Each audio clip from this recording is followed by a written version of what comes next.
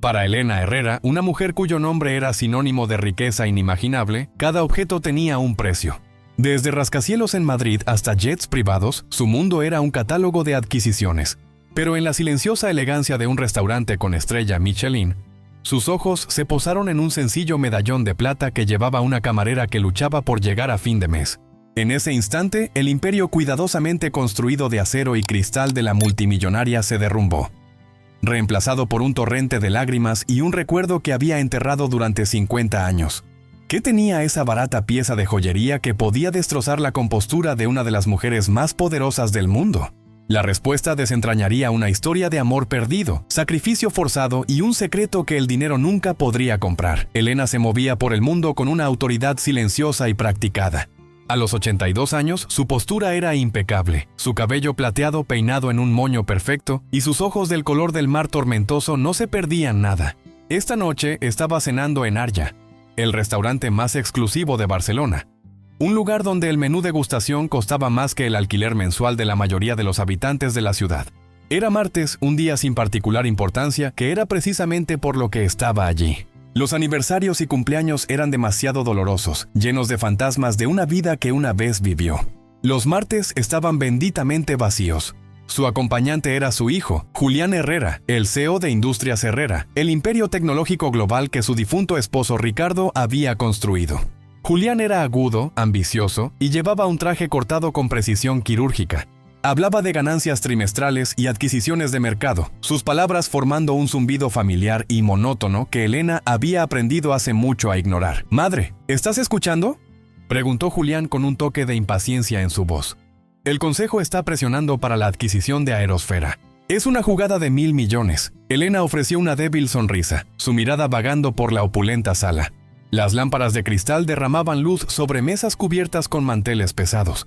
El tintineo de los cubiertos era una delicada sinfonía. Todo era tan perfecto, tan controlado, tan asfixiantemente solitario. Ricardo se había ido hacía una década, y con él todo el color se había desvanecido de su mundo. Ahora su vida era una jaula dorada, hermosa por fuera, pero fría y vacía por dentro. Una joven camarera se acercó a su mesa para rellenar sus vasos de agua. Se movía con una eficiencia silenciosa que hablaba de agotamiento. Su uniforme estaba impecable, pero mostraba los más leves signos de desgaste en los puños. Su cabello, una simple cola de caballo castaña, estaba ligeramente torcida, como si hubiera estado apurada. Era poco notable en todos los sentidos, solo otra cara en el desfile interminable de personal de servicio que poblaba la vida de Elena. ¿Desean algo más, señor Herrera? ¿Señora Herrera?, preguntó la camarera, su voz suave pero clara. Julián la despidió con un gesto de la mano, ya absorto en su teléfono, pero los ojos de Elena no estaban en el rostro de la camarera. Estaban fijos en su cuello. Asomando del cuello de su uniforme había una cadena de plata. Era fina y delicada, el tipo de cosa que una chica joven podría llevar. Pero era el colgante lo que hizo que a Elena se le cortara la respiración. Era un medallón en forma de estrella, su plata ligeramente deslustrada por la edad. En su mismo centro, donde convergían los rayos de la estrella, había un pequeño zafiro azul profundo, no más grande que la cabeza de un alfiler. El tiempo se detuvo. El murmullo del restaurante se desvaneció en un rugido sordo en los oídos de Elena. Su corazón comenzó a latir contra sus costillas, un ritmo frenético y doloroso. No podía ser. Después de todos estos años, simplemente no podía ser. Había millones de medallones en el mundo, pero no como este. Este era único. Conocía cada surco, cada imperfección en los rayos grabados a mano. Conocía la sensación de su metal frío contra su piel. Ella misma lo había diseñado. «Madre, ¿qué pasa?». «Te ves pálida», dijo Julián, finalmente levantando la vista de su pantalla. Elena no lo escuchó. Su visión se enfocó únicamente en el medallón. Un torrente de recuerdos encerrados durante medio siglo se liberó. Un verano de miradas robadas. El aroma de pinturas al óleo y trementina. El peso de un amor prohibido. Y el dolor desgarrador de una elección que se vio obligada a tomar. La camarera, sintiendo la intensa mirada de la mujer mayor, se movió incómoda. Metió el medallón más adentro de su cuello, un gesto protector inconsciente. Pero era demasiado tarde. Elena lo había visto. Un sonido escapó de sus labios. Un sollozo ahogado y agonizante que era completamente ajeno en la refinada atmósfera de Arja. Su mano manicurada voló a su boca. Sus ojos abiertos con una mezcla de incredulidad y profundo dolor del alma. Lágrimas calientes e imparables corrieron por sus mejillas perfectamente empolvadas, abriendo caminos a través de la máscara de compostura que había llevado durante décadas. ¡Ese medallón!, susurró, su voz temblando, su dedo señalando con mano temblorosa. ¿Dónde? ¿Dónde conseguiste ese medallón? Todo el restaurante pareció quedar en silencio. Julián miraba estupefacto el colapso emocional sin precedentes de su madre. La joven camarera, cuya placa decía Mía, miraba de la multimillonaria llorosa al medallón en su cuello. Su rostro un lienzo de confusión y alarma. Elena Herrera, la matriarca de una dinastía financiera, una mujer que había enfrentado adquisiciones hostiles y enterrado a un esposo sin derramar una lágrima pública, estaba llorando, no con silenciosa dignidad, sino con la angustia cruda y desgarradora de una esperanza perdida hace mucho tiempo que acababa de reaparecer imposiblemente.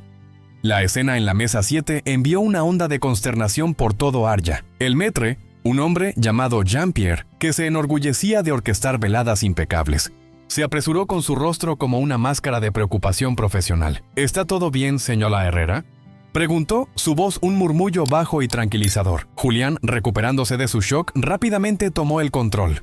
Mi madre solo se siente un poco indispuesta. Un episodio momentáneo. Estaremos bien. Lanzó una mirada aguda y despectiva a la camarera.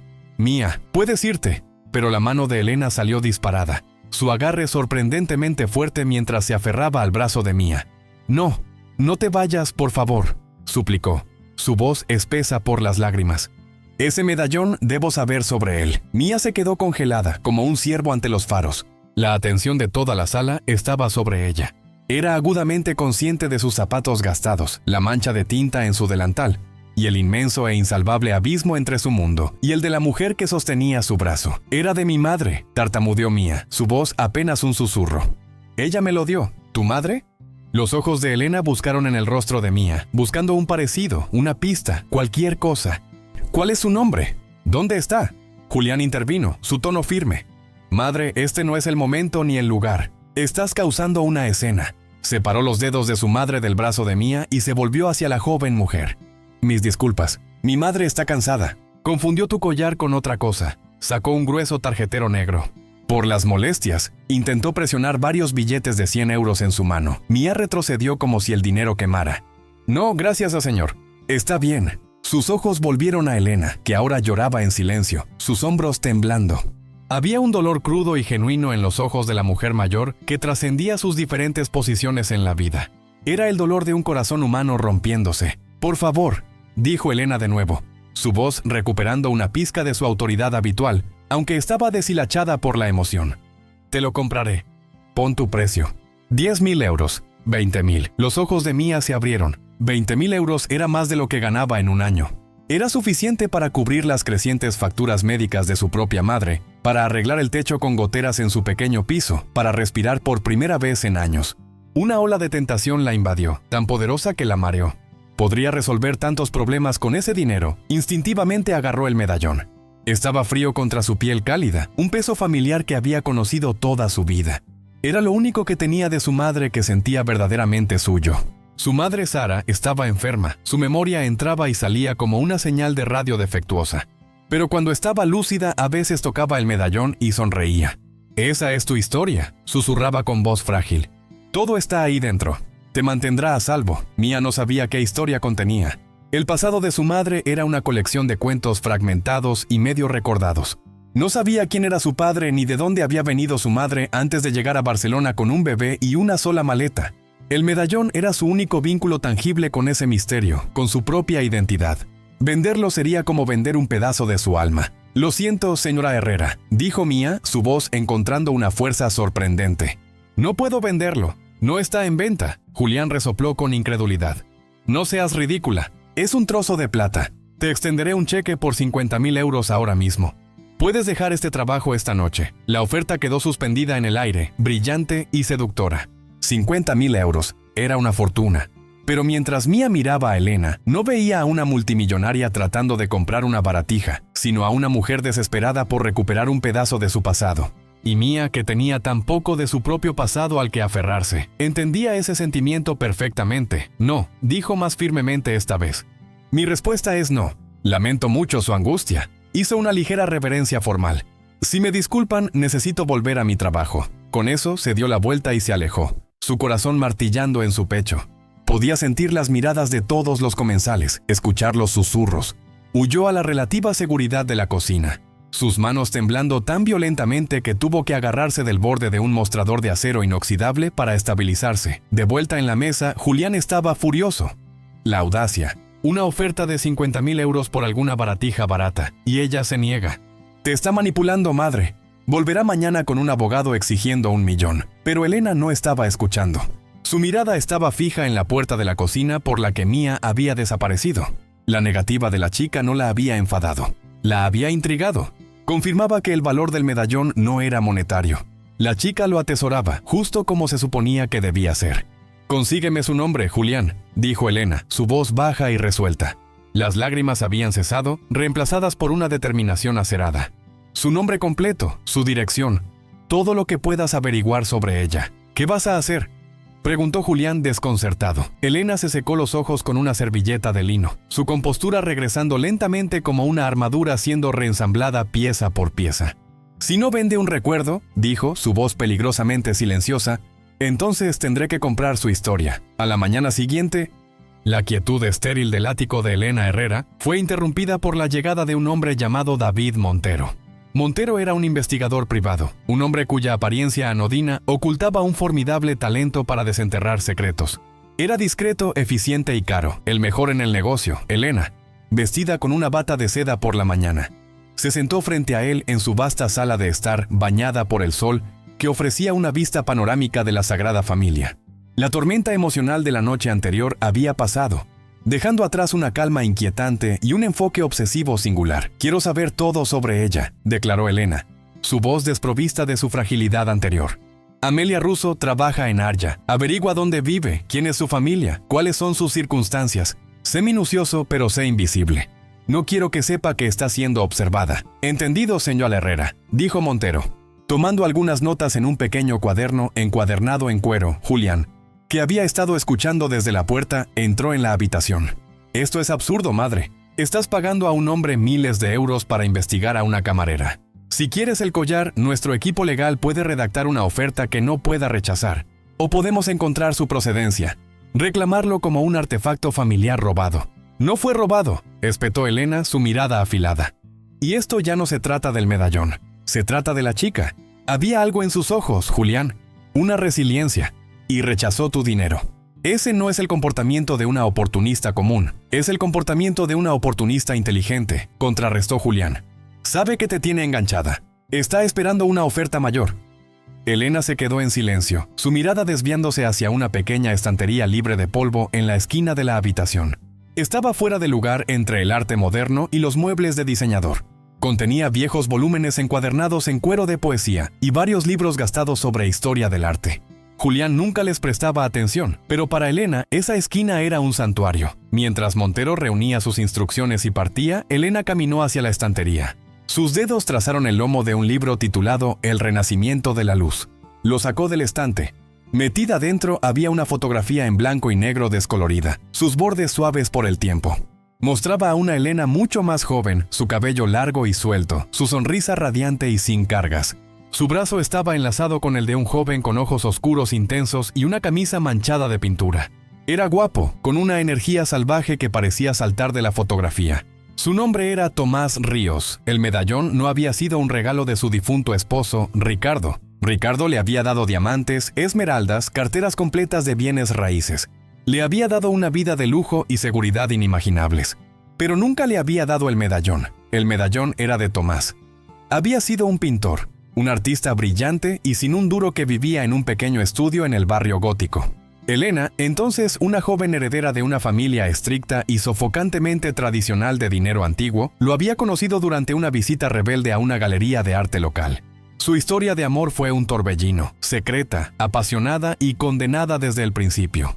Sus padres nunca habrían aprobado una unión tan por debajo de su posición. Tomás había elaborado el medallón él mismo, fundiendo los gemelos de plata de su abuelo.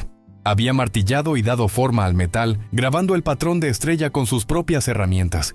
El pequeño zafiro, le había dicho, lo había intercambiado por una pintura. «Es del color de tus ojos cuando miras mi arte», había dicho. su voz llena de una sinceridad que Ricardo, con todo su poder, nunca pudo reunir. Su amor tuvo una consecuencia. Un bebé, una hija. El recuerdo todavía tenía el poder de quitarle el aliento. Sus padres habían estado furiosos. Su decepción, un peso frío y aplastante. Habían orquestado todo. La enviaron a una clínica privada en una parte remota de Cataluña. Tomás fue amenazado, sobornado y se le dijo que desapareciera de su vida para siempre. Había intentado luchar, pero no era rival para el poder e influencia de su familia. A Elena se le permitió sostener a su bebé solo una vez. Una niña hermosa y perfecta. Antes de que la agencia se la llevara, Elena había presionado el medallón de estrella en las ropas de la infanta, una promesa desesperada y silenciosa de que algún día la encontraría. La llamó Lidia, pero sus padres habían cubierto sus huellas demasiado bien. La adopción fue sellada, anónima, para cuando Elena estuvo libre del control de su familia. Casada con el amable y poderoso Ricardo Herrera, que le ofreció un escape respetable. Todos los rastros de su hija se habían enfriado. Había contratado investigadores a lo largo de los años, pero no habían encontrado nada. Eventualmente, el dolor se convirtió en un dolor sordo y constante, un fantasma con el que aprendió a vivir. Hasta anoche, ver ese medallón había reabierto la herida de 50 años. ¿Podría ser una coincidencia? ¿Una réplica? No. Sabía en sus huesos que era el indicado, lo que significaba que la camarera Amelia Russo estaba de alguna manera conectada con su perdida Lidia. El intercomunicador sonó, sacándola de su ensoñación. Señora Herrera, el señor Montero está en línea. Dice que tiene información preliminar de interés. La mano de Elena tembló mientras levantaba el teléfono. Sí. Señora Herrera, la voz de Montero era profesional y cortante. Amelia Russo vive en la calle Orquídea 14B, en el barrio del Raval. Es la única cuidadora de su madre, Sara Russo. Estoy investigando a Sara ahora, pero la parte interesante son las finanzas. Están en una deuda médica significativa. La señorita Russo trabaja en 2 empleos. El turno de cena en Arya y un turno matutino en un bar llamado El Desayuno Diario. La condición de su madre parece ser degenerativa neurológica. Las facturas son abrumadoras. Elena se hundió en una silla. La chica no era una oportunista inteligente esperando más dinero. Estaba desesperada. Había rechazado 50.000 euros, una suma que podría haber aliviado inmensamente su carga, por puro sentimiento. Gracias, señor Montero, dijo Elena, su voz tensa. Sigue investigando. Quiero saber todo sobre Sara Russo. Colgó el teléfono, su mente acelerada. ¿Sara?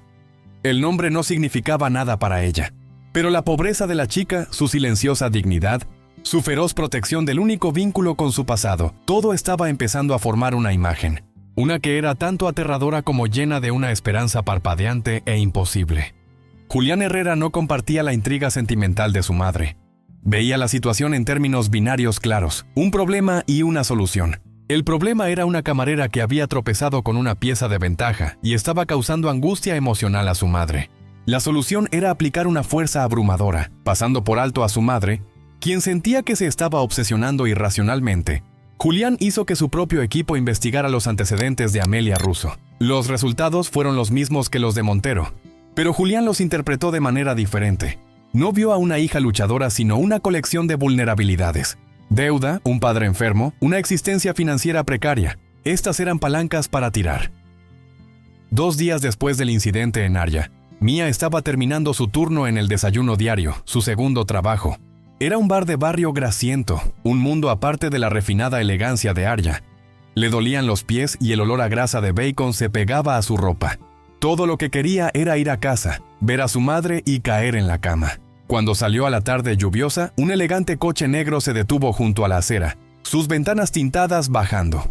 Un hombre de traje, no Julián, pero claramente uno de sus lugartenientes, salió. «Señorita Russo», dijo, su tono educado pero firme. «El señor Julián Herrera quisiera hablar con usted». El corazón de Mía se hundió. Había estado temiendo esto. «Lo siento, estoy realmente cansada. Tengo que llegar a casa». «Solo tomará un momento», insistió el hombre haciendo un gesto hacia la puerta abierta del coche. No era una petición. A regañadientes, Mía se deslizó en el lujoso interior de cuero. Julián Herrera estaba sentado frente a ella, su portátil abierto, su rostro iluminado por el resplandor de la pantalla. No levantó la vista durante 1 minuto completo, un juego de poder deliberado que hizo que Mía se sintiera pequeña e insignificante. «Señorita Russo», finalmente dijo cerrando el portátil. «Seré directo. Mi madre ha desarrollado una fijación con su collar. Es poco saludable. Quiero ponerle fin». «Ya le dije a su madre que no está en venta», dijo Mía agarrando su bolso. Todo está en venta, contrarrestó Julián suavemente. Simplemente está negociando. Es una estrategia audaz, lo admito. Rechazar la oferta inicial para subir el precio. Pero el juego ha terminado, deslizó un sobre grueso por el asiento. Dentro hay un cheque por 75,000 euros y un acuerdo de confidencialidad. Firma el papel, nos das el medallón y nunca vuelves a contactar a mi madre ni a ningún miembro de mi familia. También, por supuesto, renuncias a tu puesto en Arya. Mia miró fijamente el sobre. 75,000 euros. El número era aún más asombroso que el anterior. Pero la forma en que lo presentó se sintió como un insulto. Una transacción que despojaba toda emoción de la ecuación. No se trata del dinero, insistió. Su voz temblando ligeramente, Julián soltó una risa corta y sin humor. El valor sentimental no paga a los especialistas en oncología del Hospital Clínic de Barcelona, ¿verdad? O los ensayos de medicamentos experimentales para el Alzheimer de inicio temprano. Sabemos sobre tu madre, Sara. Sabemos sobre los cobradores de deudas. Sabemos que la trabajadora social, la señora Albright, está considerando trasladar a tu madre a un centro estatal porque ya no puedes brindar atención adecuada. Mia sintió que la sangre se le iba del rostro. Habían escarbado en su vida, en los rincones más dolorosos y privados de su existencia. Habían tomado su lucha y la habían convertido en un arma para usar contra ella. Se sentía violador, cruel. ¿Cómo se atreve? Susurró, una mezcla de miedo y furia creciendo en ella. Esto no es una amenaza, señorita Russo. Es una observación de hechos, dijo Julián, su voz fría como el hielo. Le estoy ofreciendo un salvavidas. Ese dinero puede asegurar la mejor atención para su madre. Puede darle una vida libre de la ansiedad constante de la deuda. Todo por un trozo de metal. Es una elección lógica y práctica. Estaba retorciendo el cuchillo, enmarcando su amor por su madre contra su apego al medallón. La estaba haciendo sentir egoísta por aferrarse a lo único que le daba un sentido de historia. Las lágrimas brotaron en sus ojos, pero las contuvo. No lloraría frente a este hombre. Pensó en su madre, en el miedo en sus ojos durante sus días malos y los breves y hermosos momentos de claridad. Este medallón era parte de eso, parte de ella. La respuesta sigue siendo no, dijo Mia, su voz temblando pero resuelta. Lo que está haciendo es monstruoso. Por favor, solo déjeme en paz. La expresión de Julián se endureció. El barniz de civilidad corporativa desapareció, reemplazado por un desprecio no disimulado. Bien, hágalo a su manera. Pero entienda esto, mi familia tiene recursos. Podemos hacer las cosas difíciles. Los propietarios pueden ser persuadidos para rescindir contratos de alquiler. Los empleadores pueden ser convencidos de que cierta empleada es una fuente de interrupción. Usted es una mosca zumbando alrededor de un elefante, señorita Russo. Le sugiero encarecidamente que pare antes de ser aplastada. La amenaza colgó en el aire, pesada y sofocante. El conductor abrió su puerta. Mia salió tambaleándose del coche, sus piernas inestables. El sedán negro se alejó a toda velocidad, dejándola de pie en el pavimento mojado, sacudida y aterrorizada. Corrió todo el camino a casa, irrumpiendo en su pequeño y abarrotado apartamento. Su madre, Sara, estaba sentada junto a la ventana, mirando la lluvia. Hoy era uno de sus días mejores. Mia, cariño, estás empapada, dijo Sara, su voz suave. ¿Qué pasa? Pareces que has visto un fantasma. Mia se desplomó en el sofá, finalmente dejando que las lágrimas vinieran. Le contó a su madre todo. La multimillonaria en el restaurante, el colapso emocional, el hijo agresivo, las ofertas de dinero, las amenazas. Sara escuchó pacientemente, su expresión volviéndose triste. Extendió la mano y tomó la mano de Mia, sus dedos frágiles y frescos. Sus ojos fueron al medallón alrededor del cuello de Mia. Lo quieren tanto, murmuró Sara más para sí misma que para Mia. No entiendo por qué, sollozó Mia. ¿Por qué es tan importante para ellos? La mirada de Sara se volvió distante, su mente vagando a través de la niebla de su enfermedad. Él lo hizo para la chica con ojos como el mar, susurró. Las palabras desconectadas, un fragmento de memoria. Una estrella para guiarla a casa antes de que la enviaran lejos. Mia frunció el ceño confundida. ¿Qué, mamá? ¿Quién envió a quién lejos? Pero el momento de claridad se había ido. Los ojos de Sara se nublaron. Sonrió vagamente y comenzó a tararear una melodía que no tenía melodía. El corazón de Mia dolía. Las palabras crípticas eran solo otra pieza del rompecabezas del pasado de su madre. Un rompecabezas que se estaba volviendo más complejo y peligroso cada día. Sostuvo el medallón con fuerza. Ya no era solo un recuerdo. Era el centro de una tormenta y ella estaba atrapada dentro de ella. Las tácticas agresivas de Julián tuvieron el efecto opuesto al deseado. Cuando Elena se enteró por un angustiado Jean-Pierre que Mia había sido despedida de su trabajo en Arya por insistencia de Julián, se puso incandescente de furia. Convocó a Julián a su ático. Por primera vez en años, él no vio a una madre frágil y envejecida, sino a la formidable mujer que había estado al lado de su padre mientras construía un imperio. ¿Cómo te atreves?, exigió, su voz peligrosamente baja. ¿Cómo te atreves a usar el poder y la riqueza de esta familia para intimidar a una joven que no ha hecho nada más que trabajar para ganarse la vida honestamente? La amenazaste. La hiciste despedir. Te estaba protegiendo, replicó Julián manteniéndose firme. Te estabas obsesionando, emocional. Ella es una don nadie, una estafadora buscando un día de pago. Resolví el problema. Tú eres el problema, Julián, dijo Elena, su decepción una fuerza palpable en la habitación. Ves el mundo como una serie de transacciones. Ves a las personas como activos o pasivos. Tienes el sentido comercial de tu padre, pero no tienes nada de su corazón. Vete, yo me encargaré de esto. De ahora en adelante te mantendrás alejado de Amelia Russo. Después de que Julián partiera, su rostro una máscara tormentosa de indignación, Elena sintió una profunda sensación de aislamiento. Su propio hijo era un extraño para ella, un hombre moldeado por la misma riqueza que ahora encontraba tan sin sentido. Llamó a David Montero. Quiero cambiar el enfoque de la investigación, dijo, su voz firme. Ya no me importan las finanzas de Amelia Russo. Quiero saber sobre su madre, Sara Russo. Encuentra su certificado de nacimiento. Quiero saber dónde y cuándo nació. Investiga los registros de adopción de esa área para ese año. Cruza toda la información. No escatimes en gastos. Era una posibilidad remota, una apuesta salvaje y desesperada basada en nada más que un presentimiento y una joya de 50 años. Mientras el equipo de Montero comenzaba el minucioso trabajo de examinar décadas de registros sellados y archivados, Elena se retiró a su propio pasado. Abrió una caja fuerte escondida detrás de una pintura en su estudio y sacó una pequeña caja encuadernada en cuero. Dentro había algunas reliquias que había guardado de su tiempo con Tomás Ríos. Había un puñado de cartas escritas con su elegante letra cursiva, llenas de apasionadas declaraciones de amor y sueños de un futuro juntos. Había un boceto al carbón que había hecho de ella capturando una luz en sus ojos que Ricardo nunca había visto. Y en el fondo de la caja había una pequeña bolsa de terciopelo. Dentro había un solo pendiente, una estrella de plata con un pequeño zafiro en su centro. Era la pieza a juego del medallón. Tomás solo había tenido suficiente plata para un par y medio. Le había dado el medallón y un pendiente, guardando el otro para él como una promesa. Una promesa de encontrarla a ella y a su hija. Una promesa que nunca pudo cumplir. Apretó el pendiente, los puntos afilados clavándose en su palma. Los recuerdos eran tan vívidos, tan dolorosos. La sala blanca y estéril de la clínica. La compasión condescendiente en los ojos de la enfermera. El peso aplastante de la decisión de sus padres presentada como una realidad ineludible. Es lo mejor. Elena, la niña tendrá una buena vida con una familia adecuada. Lo olvidarás. Seguirás adelante, pero nunca había olvidado. Ni un solo día. El fantasma de su hija Lidia había perseguido la periferia de su vida, una presencia constante y silenciosa. Los días se convirtieron en una semana. Elena apenas comía, su mente consumida por el pasado y la esperanza desesperada del futuro. Entonces llegó la llamada. Señora Herrera, la voz de David Montero era diferente. El desapego profesional se había ido, reemplazado por algo que sonaba como asombro. Lo encontramos. Tomó aprovechar todos los contactos que tengo y una orden judicial de un juez muy amigable. Pero desellamos los registros. Elena contuvo la respiración, sus nudillos blancos mientras agarraba el teléfono. Sara Russo nació el 12 de octubre de 1973 en el Hogar de Misericordia Santa Juana para Madres Solteras en la provincia de Girona, dijo Montero. Fue dada en adopción un día después. Su madre biológica aparece en el certificado original sellado. Hizo una pausa.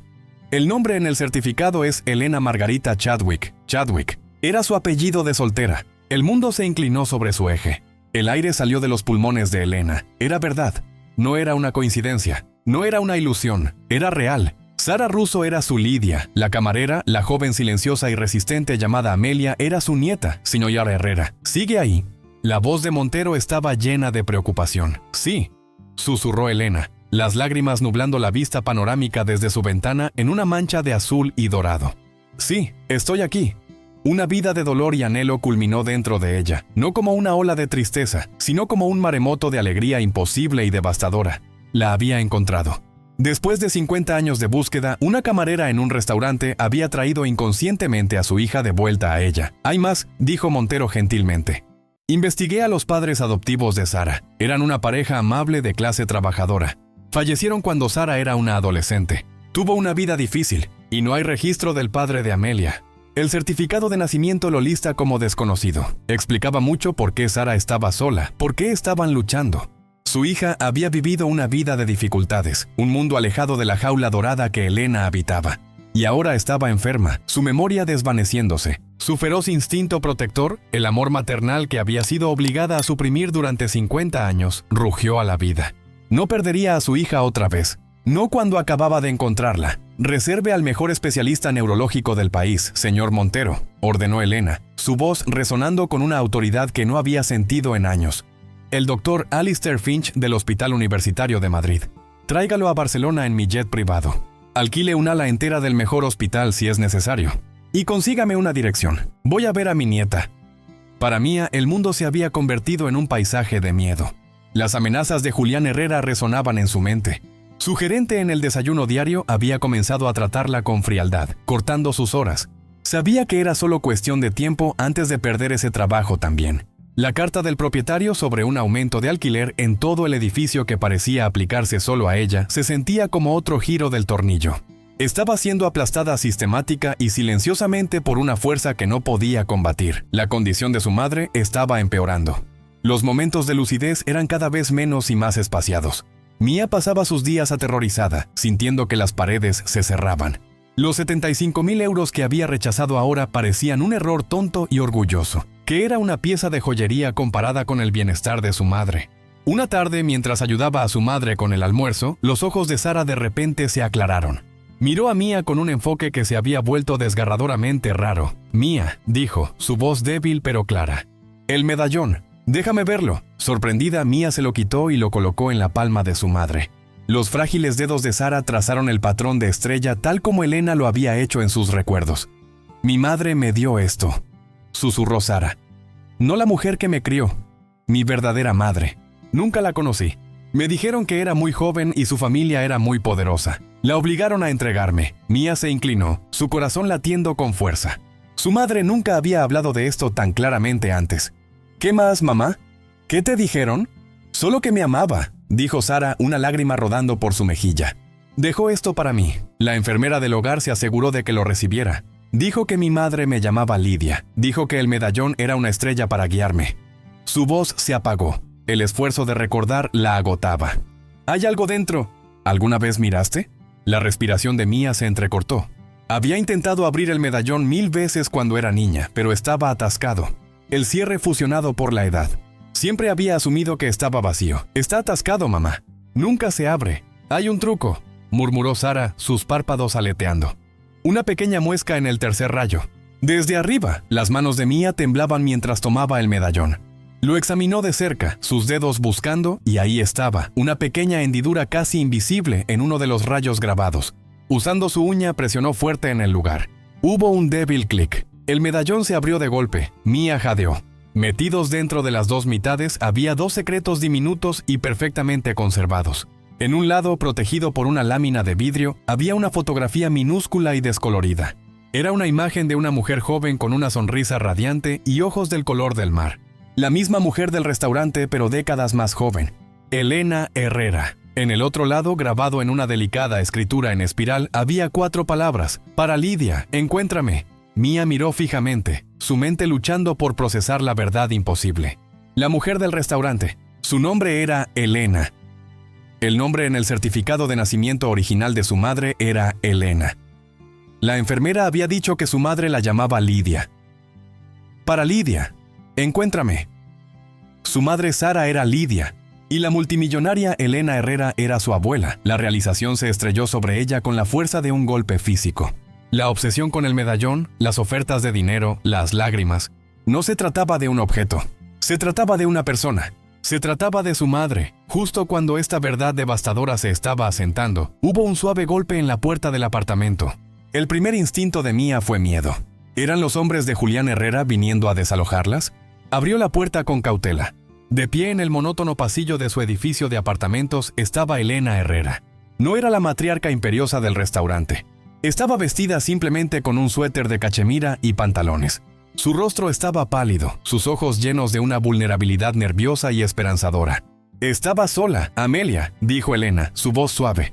«¿Puedo pasar, por favor?» Necesito hablar contigo y con tu madre. Mía quedó sin palabras. Solo pudo asentir, retrocediendo para dejar entrar a la mujer en su pequeño y abarrotado hogar. Los ojos de Elena escanearon la habitación, tomando nota de los muebles desgastados, la pila de facturas médicas en el mostrador, la pura y agotadora realidad de su pobreza. Su mirada estaba llena de un profundo arrepentimiento que aplastaba el alma. Sus ojos finalmente se posaron en Sara, que estaba sentada en su silla junto a la ventana, ahora perdida en su propio mundo otra vez. Elena dio un paso vacilante hacia adelante. Luego otro. Lidia, susurró el nombre como un soplo de aire, una oración que no se había atrevido a pronunciar en voz alta durante 50 años. Mía levantó el medallón abierto. «Me lo dijo», dijo Mía, su voz ahogada por la emoción. «Acaba de contarme todo». Elena miró del medallón en la mano de Mía al rostro de su hija, luego de vuelta al rostro de su nieta. El parecido era innegable, la misma determinación en la mandíbula, la misma fuerza en los ojos. Las lágrimas corrieron por el rostro de Elena una vez más, pero esta vez no eran lágrimas de dolor. Eran lágrimas de regreso a casa. «Te encontré», respiró Elena, su voz rompiéndose.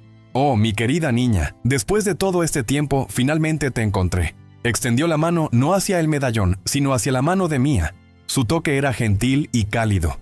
El abismo entre la multimillonaria y la camarera se desvaneció, borrado por una verdad que había estado oculta en una estrella de plata durante medio siglo. El aire en el pequeño apartamento era espeso con el peso de 50 años.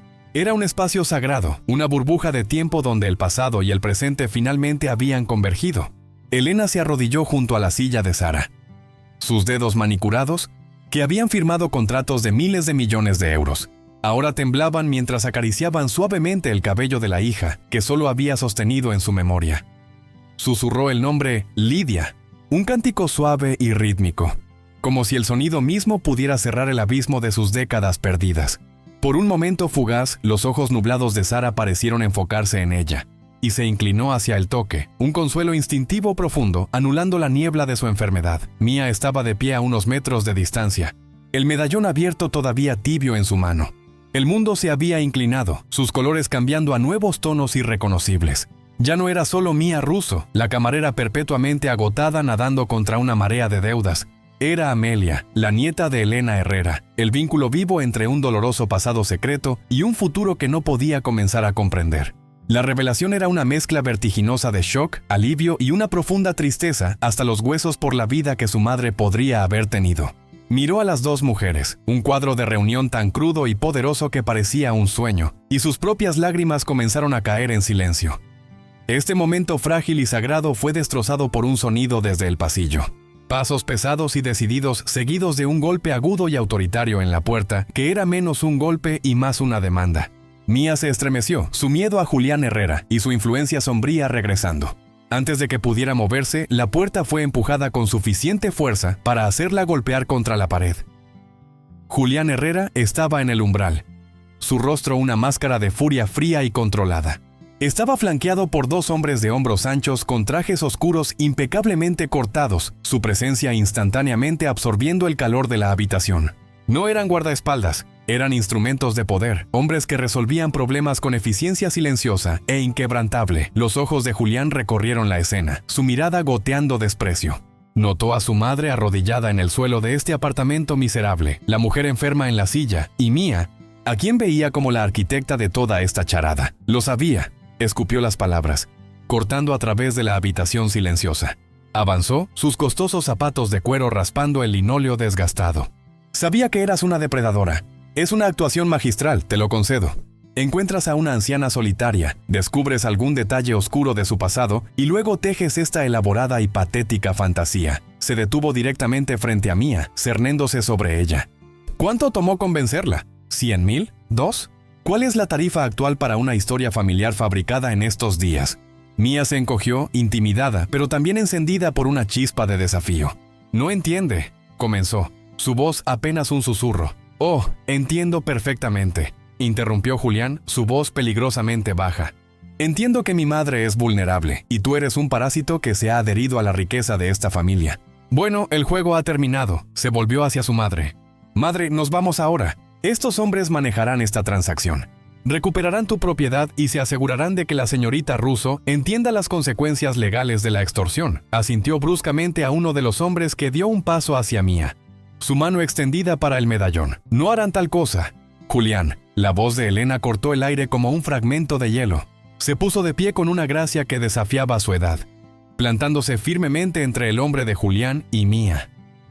Ya no era la mujer frágil y llorosa del restaurante o la madre arrepentida de rodillas. Era Elena Herrera, la matriarca, y sus ojos ardían con un fuego protector que Julián no había visto desde el funeral de su padre. «Esto no es una transacción», declaró, su voz resonando con autoridad absoluta. «Y esto», dijo señalando a Mía, «no es un parásito. Esta es mi nieta, Amelia, y esta mujer», su voz se quebró con emoción mientras señalaba a Sara, «es mi hija Lidia». Julián soltó una risa aguda e incrédula. «Hija, nieta, madre, escúchate. Estás mal. Esta pordiosera ha envenenado tu mente. Nunca en toda mi vida has mencionado una hija perdida, porque me hicieron sentir avergonzada». La voz de Elena retumbó, sorprendiéndolos a todos con su poder. «Porque mis padres, tus abuelos, decidieron que el apellido familiar era más importante que una niña bebé. Les importaba más las apariencias y su posición social que el corazón de su propia hija. Tenía 17 años, Julián. Era una chica asustada, enamorada de un hombre que consideraron inadecuado y destrozaron mi vida. Me enviaron lejos. Se llevaron a mi bebé y amenazaron al hombre que amaba hasta que desapareció para siempre. Me dijeron que olvidara, que siguiera adelante, que enterrara la vergüenza. Y durante 50 años he vivido con ese fantasma». Dio un paso más cerca de su hijo, su mirada inquebrantable. «Eres igual que ellos. Ves un problema y le lanzas dinero o amenazas. No puedes comprender que el valor de algo podría ser algo más que monetario. Miras a Amelia y ves a una camarera pobre. Yo la miro y veo a una joven con más integridad y amor en su corazón de lo que tú has mostrado jamás. Le ofrecí una fortuna, Julián. Una suma de dinero que cambiaría su vida y que podría haber resuelto cada uno de sus problemas. Y ella se negó. Se negó porque este medallón, mi medallón, el que coloqué en la manta de mi hija, significaba más para ella que todo el dinero del mundo». La mirada de Elena era implacable. «Intentaste destruirla. La hiciste despedir. Amenazaste su vivienda. Usaste todo el peso del apellido Herrera para aplastar a una chica que no tenía nada. Y aún así protegió el único recuerdo de su madre. Protegió el legado de mi hija sin siquiera saber lo que era». El silencio descendió, espeso y pesado. Julián miró a su madre, la convicción absoluta en su voz sacudiendo los mismos cimientos de su realidad. Mía, envalentonada por la defensa de Elena, levantó su mano, el medallón abierto en su palma. La luz de la ventana captó la pequeña fotografía descolorida de la joven y sonriente Elena. Los ojos de Julián fueron atraídos hacia ella, hacia la prueba innegable. Vio el rostro de su madre antes de que fuera su madre, una chica llena de una luz que nunca había conocido. Vio la inscripción «Para Lidia, encuéntrame». Su mundo cuidadosamente ordenado, un mundo de hojas de cálculo y valores de mercado, de victorias y pérdidas claras, se fracturó. La lógica fría que había sido su armadura durante tanto tiempo se rompió contra la verdad irrefutable de esta historia humana emocional y desordenada. Miró del medallón a Mía y por primera vez no vio a una pordiosera. Vio a una joven con los ojos de su madre. Miró a la mujer frágil y enferma en la silla y no vio un accesorio en una estafa, sino a su tía, un miembro de su familia que había vivido una vida de dificultades, mientras él había vivido en un privilegio inimaginable. La magnitud del secreto familiar, de la injusticia, lo golpeó con la fuerza de un golpe físico. Toda su identidad estaba construida sobre una mentira de omisión. La furia se desvaneció de su rostro, reemplazada por una palidez fantasmal. La arrogancia en su postura se derrumbó, dejándolo luciendo repentinamente más joven y perdido. «Yo», comenzó. Pero no salieron palabras. ¿Qué podía decir? Había sido monstruoso. Había ejercido su poder con crueldad. Todo en nombre de una verdad que era completamente falsa. La vergüenza, una emoción extraña y corrosiva, ardió en su estómago. No podía soportar mirar el rostro decepcionado de su madre o la silenciosa dignidad de la chica que había intentado quebrar. Sin otra palabra, se dio la vuelta sobre sus talones y salió rígidamente del apartamento. Pasó junto a sus hombres confundidos, dejándolos en la puerta. «Váyanse», les ordenó Elena, su voz tranquila pero firme. Se miraron entre sí. Luego se retiraron, cerrando la puerta suavemente detrás de ellos, sellando a la nueva familia dentro de las silenciosas paredes del apartamento. La tormenta había pasado.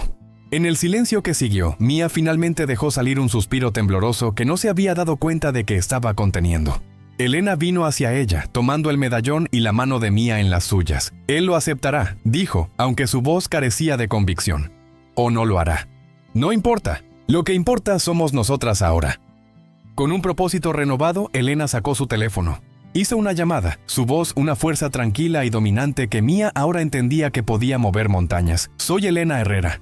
Necesito al doctor Alistair Finch, no me importa cuál sea su agenda.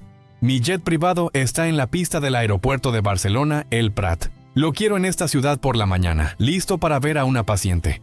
Sí, el costo no es problema. Hágalo realidad. Colgó y se volvió hacia Mia, sus ojos suaves con un siglo de lágrimas no derramadas. Tu madre tendrá la mejor atención.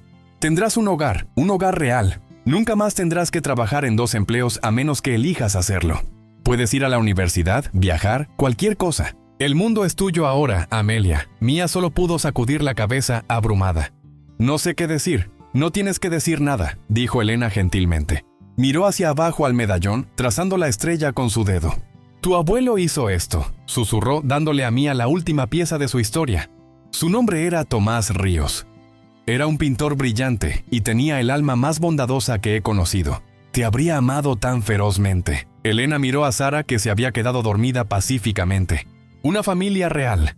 Después de toda una vida de soledad en un palacio de oro, Elena finalmente había encontrado su hogar en un apartamento estrecho de 2 habitaciones, con una hija perdida en el tiempo y una nieta que nunca supo que tenía. La fortuna de los Herrera en acciones y acero era vasta, pero no era nada comparado con esto. Esta era la verdadera herencia. Esta era la herencia del corazón. Al final, no fueron los miles de millones de Elena Herrera los que sanaron su corazón roto. Fue el descubrimiento de que el mayor tesoro que jamás poseyó no era algo que pudiera comprar, sino alguien que había perdido. La historia de Elena, Mia y Lidia nos recuerda que la familia no se define por la riqueza o el estatus, sino por los hilos irrompibles del amor que tejen a través de las generaciones. A veces perdiéndose, pero nunca verdaderamente cortados. El simple medallón de Mia, sin valor en una casa de empeños, resultó ser invaluable, porque contenía la llave para desbloquear un secreto de 50 años y reunir a una familia separada por las circunstancias. Es un testimonio poderoso de la idea de que nuestro verdadero legado radica en las conexiones que forjamos y el amor que nos negamos a olvidar. Si esta historia de pérdida y reunión tocó tu corazón, por favor déjanos saber en los comentarios a continuación. ¿Qué habrías hecho en la posición de Mia? No olvides darle me gusta a este video y compartirlo con alguien que aprecie una historia sobre el poder duradero de la familia. Y lo más importante, suscríbete a nuestro canal para más dramas de la vida real que te conmoverán, te inspirarán y te recordarán las historias extraordinarias escondidas dentro de vidas ordinarias.